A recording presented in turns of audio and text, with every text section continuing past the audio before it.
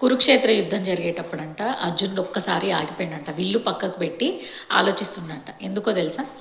ఎదురుగా వాళ్ళకి ఆయనకు తెలిసిన వాళ్ళు, బంధువులు, స్నేహితులు అందరిని చూసి వీళ్ళందరి మీద నేను ఎట్లా యుద్ధం చేసి గెలవాలి అనేది ఆలోచిస్తున్నట్ట.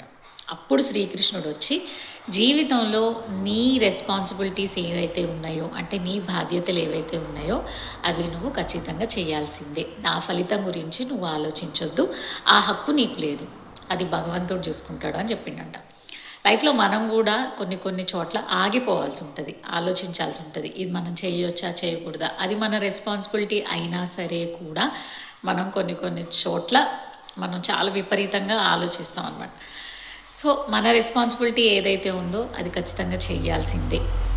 అది ఫలితం ఎట్లన్నా ఉండనియండి, అది భగవంతుడు చూసుకుంటాడు. మీరైతే ఏం చేస్తారు? ఇట్లాంటి సిచ్యువేషన్ ఎవరికైనా వచ్చిందా?